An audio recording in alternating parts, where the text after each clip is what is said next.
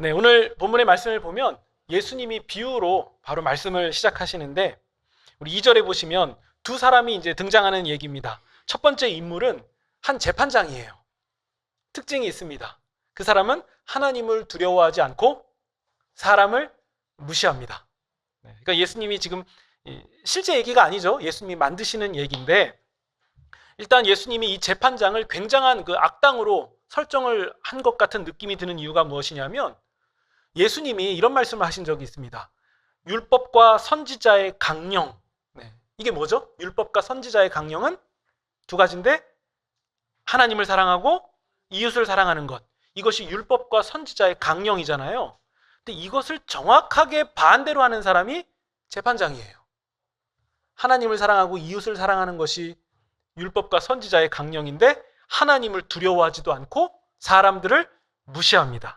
그러니까 예수님이 지금 하시는 이야기에서 재판장은 아주 나쁜 악당 같은 그런 존재로 지금 묘사하시는 거거든요. 그러니까 하나님 안 두렵고 이웃 안 사랑하고. 그리고 3절 보시면 두 번째 인물이 등장합니다. 그 사람은 과부예요. 과부라고 하면 우리가 이해할 때에는 그 당시에 가장 약한 자들, 가장 약한 자들. 그런데 이 과부가 어떤 원한을 가지고 있어요. 그러니까 예수님이 교훈을 위해서 만드신 얘기니까 구체적으로 어떤 원한인지까지는 말씀 안 하셨고 단지 원한이 있는데 원수에게 어떤 권리가 뺏긴 것으로 상황이 보여집니다. 그래서 이 과부가 재판장에게 가서 지금 나의 이 원한을 좀 풀어달라고 지금 요청하는 상황이거든요. 근데 4절 보시면 재판장은 얼마 동안 이 과부의 요청을 들어주지 않습니다. 우리는 이 재판장이 어떤 사람인지 알기 때문에 왜 안 들어주는지를 알 수 있죠. 나쁜 사람이라서 그렇습니다. 반성경적인 인물이 이 과부의 요청에 관심이나 있었겠습니까? 그의 요청을 들어줬다고 해서 자기가 기대할 수 있는 어떤 그 금전적인 이득? 이런 것도 별로 없었을 것이고 그리고 자기에게 다른 이득이라던가 혹은 자기의 흥미거리가 되는 것도 아니었기 때문에 이 사회의 가장 최약층의 요청 따위야 어떻게 돼도 상관없다. 이런 입장에 있는 인물이었을 것입니다. 근데 5절을 보시면 그런 재판장이 과부의 소원대로 요청을 들어줘야겠다라는 결정을 내리게 되는데요. 왜냐하면 이유는 하나입니다. 과부가 너무 성가시게 군다는 거예요. 계속 찾아와서 계속 요청하니까 이거 내가 귀찮아서 그래서 좀 들어줘야겠다. 내가 이거 안 들어줬다간 들어줄 때까지 와갖고선 번거롭게 할 거니까 내가 귀찮기 싫은 그 차원에서 그래서 원한을 풀어줘야겠다. 바로 예수님이 하신 이야기가 이 내용이에요. 그리고 6절에 보시면 예수님은 이 재판관을 불의한 재판관이라고 별명을 붙여주시는데요. 결국 우리는 이 이야기를 통해서 분명하게 하나 알 수 있는 건 무엇이냐면 재판관이 요청을 들어준 이유, 그것은 자기가 귀찮기 때문이에요. 성가시기 때문에 들어준 거죠. 그런데 이 본문은 가끔 이런 식으로 다루어질 때가 있었어요. 봐라, 이 과부가 끈질기게 요청하니까 끈질기게 매달리니까 재판관이 들어주지 않냐. 그러니까 우리도 마찬가지다. 하나님께 끈질기게 요청해서 결국 이 하나님의 능력을 따내야 된다. 하나님의 응답을 받아내야 된다. 하나님도 질려서 하나님도 귀찮아서 들어주시지 않겠는가? 라고 이렇게 말씀을 다룰 때가 있었는데요. 그런 적을 종종 보셨을 거예요. 물론 우리가 하나님께 끈질기게 끊임없이 기도하는 자세는 당연히 좋은 거예요. 이걸 나쁘다고 말해서는 안 되지만 근데 하나님이 귀찮아서 들어주시는 분이라고 생각하는 것은 너무 지나친 것 같고 또 동시에 핵심은 오늘 본문이 그걸 말씀하고 있었던 게 아니에요. 이게 핵심입니다. 그러니까 우리가 정말 인내를 가지고 끊임없이 기도해야 되는 상황이 또 있고 동시에 오늘 본문은 예수님이 다른 것을 말씀하시려고 하는 거거든요. 그게 뭔지를 우리가 좀 봐야 됩니다. 본문을 다시 차근차근 보시면 사실 이 정답을 다 알려주고 시험을 보는 것처럼 처음부터 왜 이 말씀을 하셨는지를 예수님이 말씀하십니다. 우리 1절 보면요. 이야기를 예수님이 이 비유를 하신 목적이 무엇이냐면 첫 번째 1절입니다. 항상 기도해라. 그리고 두 번째 낙심하지 말아라.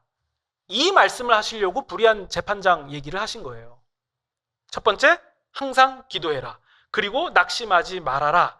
이걸 설명하려고 비유로 말씀하시되 하면서 이야기가 시작된 거니까 우리는 예수님의 이야기를 끈질기게 기도하세요라고 적용을 내려선 안 되고 1절에 적용이 나와야죠. 항상 기도하고 낙심하지 말아야 되겠구나. 이렇게 결론이 나와야 우리가 예수님의 비유를 제대로 들은 거죠. 우리가 이 몇 번 기도하다가 응답이 잘 안 될 때, 안 되는 것처럼 느껴질 때 우리가 가장 먼저 우리에게 찾아오는 불만은 무엇입니까? 아마도 이 하나님에 관한 불만이 아닐까 싶습니다. 하나님은 왜 응답하지 않으시는가? 하나님은 왜 응답하지 않으시는가? 그러면 우리가 하나님이 왜 응답하지 않으시는가라는 생각이 들 때에 1절을 보시면 화가 나요. 응답 안 되는데 왜 자꾸 항상 기도하라 하시지? 안 줄 건데 달라라고 말해라 하면 그 이상한 거 아닙니까? 그러니까 우리의 경험으로 볼 때에는 응답이 안 될 때가 있는데? 라는 생각이 들어요. 근데 예를 하나 들어서요. 방금 이미 충분히 간식을 과하게 먹은 아이가 또 간식을 달라고 요청하면 그때 아이스크림을 또 줄 부모가 있겠습니까? 아마 고민하고 오늘 많이 먹었으니까 건강이나 이런 걸 생각하면 안 되겠다 이런 생각하시지 않겠습니까? 그러면 아이 입장에서 볼 때 가장 먼저 드는 느낌은 무엇이냐면 부모에 대한 불만이에요. 아니 왜 엄마 아빠는 아이스크림을 안 주시는가? 냉동고 칸을 열어서 거기서 아이스크림 하나 이렇게 꺼낼 수 있는 능력이 없나? 그런 의지도 없으신 분인가? 심술 맞고 괴팍한 분인 것이 분명하다. 이렇게 생각하지 않겠습니까? 그러니까 아이가 요청할 때에 안 들어지면 응답이 안 되는 것 같으면 부모에 대한 원망을 해요. 근데 부모의 편에서 볼 때에는 거절하는 이유가 있습니다. 부모가 판단할 때 주는 것이 좋은 게 아니거든요. 그러니까 우리 편에서 볼 때에는 기도가 응답이 이렇게 거절당하는 느낌이 들었을 때 한편으로 하나님 차원에서 무엇이 있지 않을까라는 생각을 하는 것이 성숙함이 아닌가. 우리가 이렇게 이해할 수 있는 거죠. 하나님 편에서 이유가 있으실 것이다. 근데 자식은 그 간식을 이미 과하게 먹은 자식은 야, 내 요청은 무시됐다 해도 의미가 없구나 이렇게 생각할 수 있겠지만 그게 아니라 조금 더 성숙해지면 조금 더 나이를 먹으면 아이가 이렇게 생각할 수 있겠죠. 아, 부모님을 믿고 부모님 의지하면서 가면 되겠다. 거절하실 때는 이유가 있겠다. 물론 마음에는 그게 그렇게 다가오지 않는다 할지라도 이성적으로 생각할 수 있는 거죠. 이유가 있겠구나. 여러분 우리가 이 비유를 한번 다시 보세요. 이 불의한 재판장은 말 그대로 불의해요.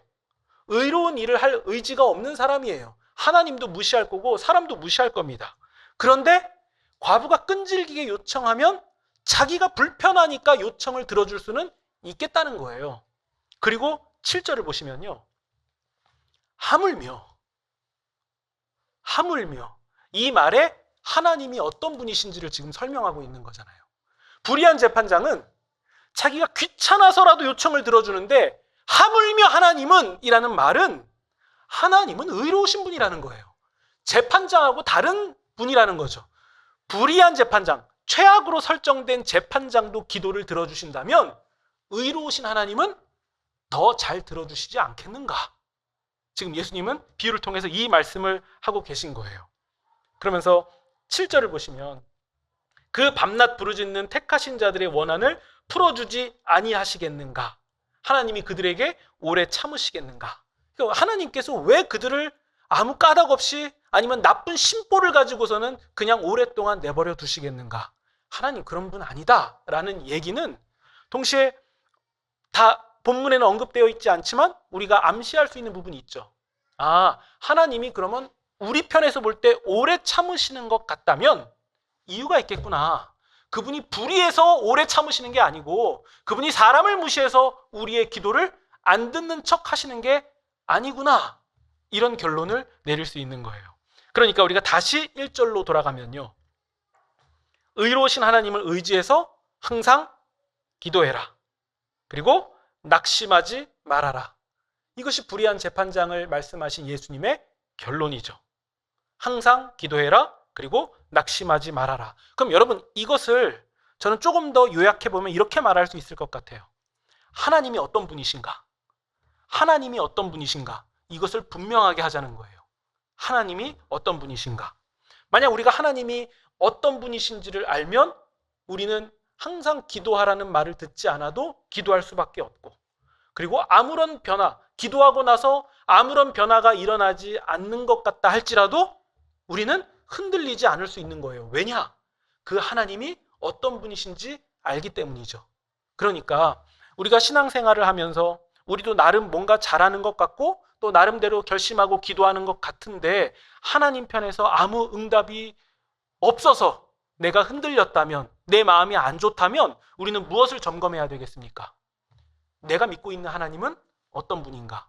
혹시 내가 나의 나름대로 하나님을 딱 설정해 놓고서는 하나님이 이렇게 움직이시고 응답하셔야 된다고 다 결정해 놓은 다음에 하나님은 이렇게 하셔야지 왜 안 하셔? 라고 하고 있지는 않았는지, 마치 아이가 아니 내가 간식 달라고 하면 줘야지 왜 안 줘? 부모님 이상해 라고 부모님을 다 자기 마음대로 설정해 놓고선 그 부모님을 평가하고 자기 혼자 실망하고 낙심하는 것, 이런 모습이 혹시 우리 가운데 있지는 않았는지 이걸 분명히 하자는 거예요. 예수님이 불의한 재판장을 말씀하시면서 하물며 하나님은 어떠하시겠는가 라고 말씀하셨다면 사람들이 알고 있는 하나님에 대한 개념이 어딘가가 문제가 있었다는 것, 이것을 말씀하고 계셨던 거죠. 우리는 어떤 하나님을 믿고 있는가? 여러분, 신앙생활을 막 시작한 사람들은 이 기도를 배울 때 혹은 기도를 할 때에 무슨 내용을 말할지 또 어떻게 기도해야 될지 이 두 가지를 가장 고민하게 됩니다. 근데 이때도 마찬가지예요. 가장 중요한 것은 하나님이 어떤 분이신지 이것을 분명하게 배우고 이것을 분명하게 하는 것, 하나님이 어떤 분이신가, 이게 가장 중요합니다. 예수님은 오늘 우리가 읽은 이 본문의 주제를 처음 말씀하신 게 아니에요. 우리 11장에서 이 밤중에 찾아온 손님 이야기를 예수님이 하실 때 똑같은 말씀을 이미 하셨어요. 그러니까 11장에서 한 번 하셨고 지금 오늘 우리가 읽는 18장에서도 똑같이 두 번 말씀하고 계신 거거든요. 기억나십니까? 밤중에 어떤 친구가 찾아오잖아요. 근데 그 찾아온 친구에게 뭔가 대접을 해야 되는데 마침 우리 집에 줄 게 하나도 없었어요. 그래서 내가 옆에 사는 친구에게 가서 밤중에 가서 떡을 빌리려고 해요. 그때 이렇게 밖에서 외부에서 온 손님을 접대하지 않는 것은 나와 우리 가정의 불명예와 수치이기도 하고 동시에 마을 전체의 불명예요 수치라고 생각을 했거든요. 우리의 문화랑은 좀 달라요. 뭐 누가 손님이 왔는데 대접 못했으면 그 집만 창피한 거지 우리 집이 창피할 이유는 없잖아요. 근데 그때는 그런 개념이 아니었고 우리 문화가 아니니까 잘 와닿는 이 부분은 아니지만 예수님은 당시 그 사람들이 잘 와닿는 얘기를 하시면서 이 손님 대접하지 않으면 나의 수치, 우리의 수치, 마을의 수치라는 상황을 말씀하시면서 봐라, 그 사람이 떡 빌리러 왔을 때, 그 밤중에 왔을 때 그 친구 집에서 그 떡 빌리러 온 사람, 그 사람만 놓고 보면은 아야야 밤이야, 불 켜면은 가족 다 깨, 이렇게 돌려보낼 수 있지만 마을의 수치와 불명예라는 생각을 하면 불 켜고 떡 꺼내다가 빌려주지 않을 수가 없다, 이 말씀을 하시면서 그러면 하나님은 어떤 분이시겠는가? 하나님은 하나님의 명예와 그 얘기 그대로 말하면 하나님의 수치, 하나님의 불명예 있을 수 없기 때문에 하나님은 그 밤중에 와서 하는 요청을 들어주시는 분이다, 이 말씀을 하신 거거든요. 그러니까 그 밤중에 찾아온 손님의 비유에서도 똑같은 말씀하신 거죠. 하나님이 누구시냐는 거예요. 하나님의 하나님 되심을 위해서 하나님의 하나님, 그 명예, 하나님의 영예로움을 위해서 들어주신다. 계속 강조되고 있는 것은 들어주신다는 거예요. 들어주신다. 만약에 하나님이 하나님의 자녀의 기도를 듣지 않으시고 응답하시지 않는다면 그것은 하나님께 불명예라는 초강수를 두시면서 예수님이 말씀하시는 이유는 그러므로 기도해라. 항상 기도해라. 응답이 있든 없든 없는 것 같을지라도 하나님이 응답하시지 않는 것 같고 듣지 않는 것처럼 느껴질 수는 있겠지만 있겠지만 그럼에도 하나님은 그런 분이 아니시니까 항상 기도해라. 지금 예수님은 이 말씀을 하신 거예요. 오늘 우리의 본문도 마찬가지잖아요. 항상 기도하고 낙심하지 말 것을 말씀하시기 위해서. 그래서 예수님이 이 비유를 하신 거죠. 그리고 여러분 8절 끝부분 보시면 우리가 주목해야 될 구절이 하나가 더 있습니다. 인자가 올 때에 세상에서 믿음을 보겠느냐. 여러분, 인자가 올 때라는 것은 예수님이 역사를 종결하시는 세상 끝날을 말하는 겁니다. 다른 표현으로 예수님이 재림하시는 날, 이렇게 말할 수 있는데요. 예수님이 재림하시는 그날에, 다시 오시는 그날에 예수님이 찾으시는 믿음이 무엇인가? 우리는 이것을 분명하게 할 수 있죠. 무엇입니까? 우리 다시 1절로 돌아가야죠. 항상 기도하는 것, 그리고 낙심하지 않는 것. 이게 얼마나 중요하냐면 예수님이 다시 오시는 그날에 성도들에게서 찾으신다는 거예요. 바로 이 믿음을요. 항상 기도하고 낙심하지 않는 믿음. 그러니까 우리는 오늘 읽은 이 본문을 좀 더 구체적으로 명확하게 할 수 있죠. 하물며 하나님은 어떤 분이신가? 그러니까 기도해라. 항상 기도해라. 그리고 낙심하지 마라. 그러니까 예수님이 찾으시는 믿음이 바로 이 지점이었다는 거죠. 이거 너무 당연한 얘기 아닙니까? 항상 기도하고 낙심하지 않는 것. 근데 특히 오늘날 현대인들이 가장 안 되는 지점이 여기 아닙니까? 항상 기도하는 게 안 되고 낙심하지 않는 게 잘 안 됩니다. 왜냐면요, 어느샌가 우리는 인류의 문명의 발달과 기술의 발달로 기도하지 않아도 어지간히 다 이루어지는 세상이 됐거든요. 사실 그것마저도 인류 역사 크게 보면 하나님이 인류에게 허락하신 복이고 응답이거든요. 이전에는 치유할 수 없었던 병들이 그냥 약 하나로 치료되는 일들이 일어났고, 하나님이 다 응답하시고 복을 내려주셨는데 우리는 그 응답과 복을 받았을 때에 더 주님을 의지하지 않고 이제는 내 힘으로 살 수 있다라고 고백하는 방향으로 갑니다. 그리고 즉각 내가 원하는 대로 이루어지지 않으면 금방 낙심하고 금방 좌절하고 실망합니다. 그러면 우리가 지금 잘 가고 있는지, 우리가 기본을 놓치고 있지는 않았는지 이 부분을 보셔야죠. 주님이 우리에게 찾으시는 믿음은 단순하고 분명합니다. 그리고 똑같았어요. 항상 기도하고 낙심하지 않는 거죠. 그러면 우리는 왜 항상 기도하고 낙심하지 말아야 됩니까? 우리가 믿는 하나님이 바로 그런 분이시기 때문에 그래요. 우리가 항상 기도해야만 하는 분이고, 우리가 기도하지 않을 수 없는 분이고, 그리고 낙심하지 않을 수 있는 분이기 때문에, 우리의 기도 그 어떠한 하나도 놓지 않으시기 때문에 우리는 낙심하지 않을 수 있는 거예요. 기도하는 성도들이 많이 착각하는 것 중에 하나가 무엇이냐면, 기도하지 않으면 안 이루어지고 기도하면 이루어진다라고 너무 단순하게 만드는 부분이에요. 사실 여러분 우리의 인생을 가만히 돌아보세요. 우리는 기도하지 않았음에도 불구하고 응답받은 게 훨씬 더 많지 않습니까? 우리가 세세하게 다 언급하지 못했음에도 불구하고 너무도 당연하게 누리고 있는 것이 더 많지 않습니까? 그러니까 사실상 우리가 해왔던 기도를 가만히 놓고 보면 우리가 기도했냐 안 했냐 이것보다 더 중요한 지점은 어디냐면 하나님이 우리를 어떻게 대하시고 그 하나님이 어떤 분이냐, 바로 이 사실이에요. 그러니까 우리는 우리의 당장 눈앞의 필요와 느낌으로 기도를 하지만 하나님은 더 큰 차원에서 모든 것을 헤아리시고 우리에게 작용하시고 응답하셨다는 사실이죠. 그렇기 때문에 우리가 이것을 알면 알수록 낙심이 안 되는 거예요. 이유가 있겠다. 하나님 차원의 뜻이 있겠다. 우린 이것을 확신할 수 있게 되는 겁니다.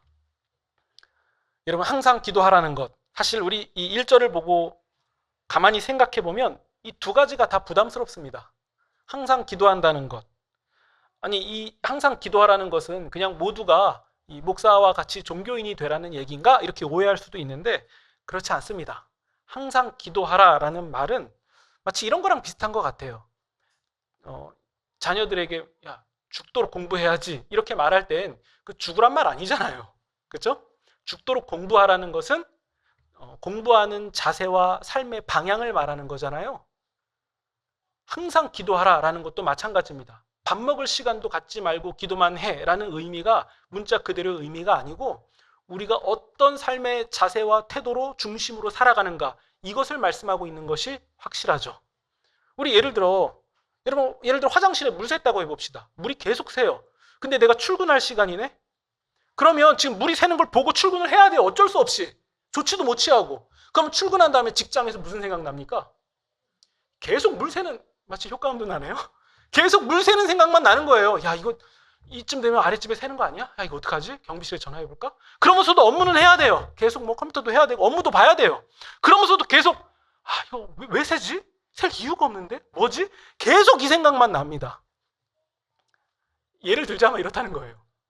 우리가 항상 기도하라는 것은 우리가 삶의 모든 영역, 모든 자리에서 주님, 저를 붙잡아 주시고 정직하게 살게 하시고 불의한 길에 서지 않게 하시고 지금 이 상황에서 지혜를 주십시오.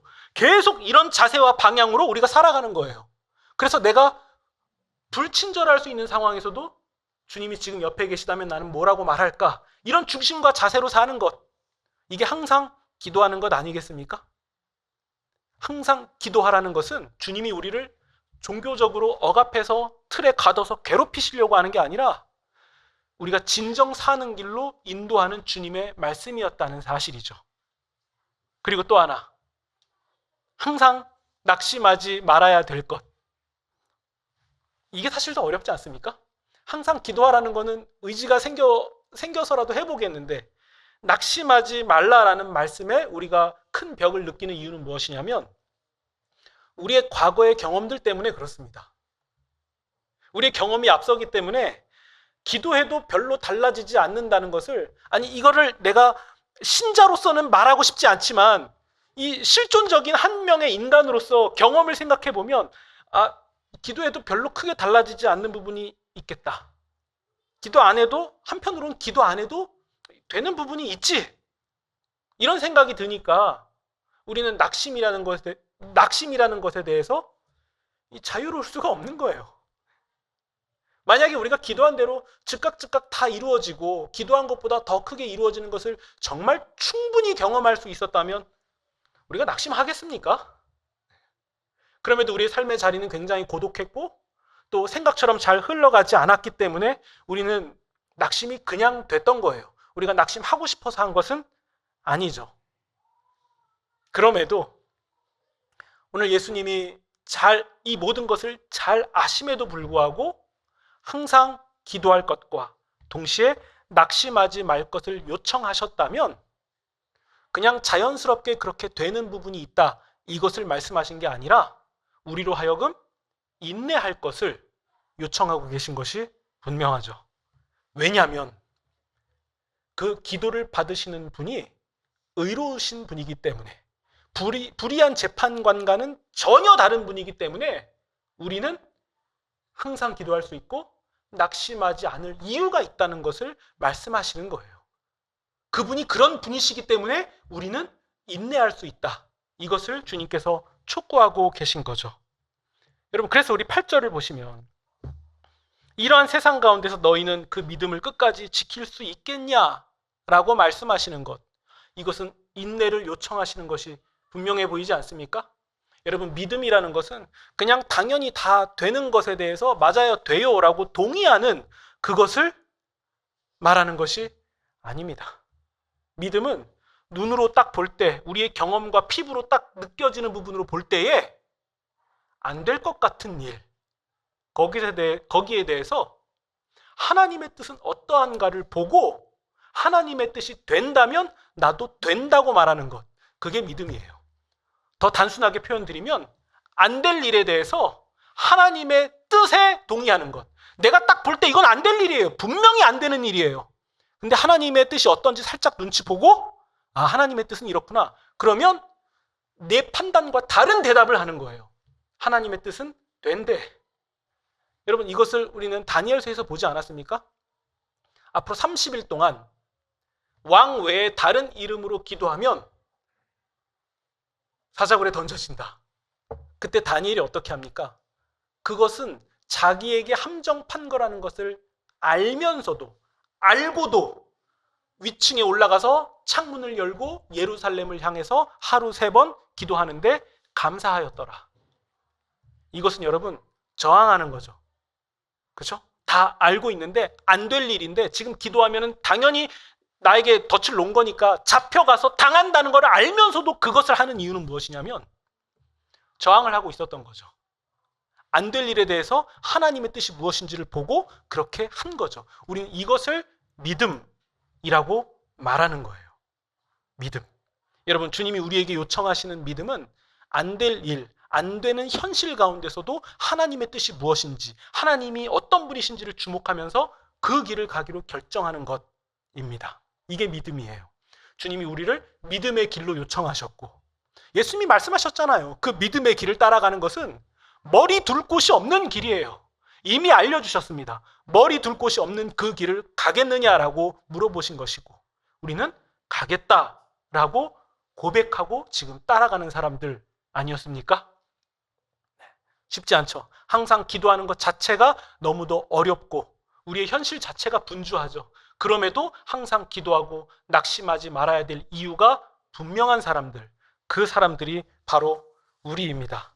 그러면 여러분, 이 기도하지 않아도 다 되는 것 같은 이 세상, 충분히 낙심할 만한, 낙심이 될 만한 이 세상 가운데서 우리가 분명히 주목해야 되는 것은 무엇입니까? 하나님이 어떤 분이시냐? 바로 이 사실이죠. 하물며 하나님은 어떤 분이시냐? 그러니까 우리는 항상 기도하며 낙심하지 않을 것이다. 이것이 그냥 오늘 우리가 읽은 본문으로 끝나는 것이 아니라 정말 우리의 진실한 신앙 고백으로 드려지는 그런 한 주를 보내시는 저와 여러분이 되시기를 우리 구주 예수님의 이름으로 축원드립니다. 아멘.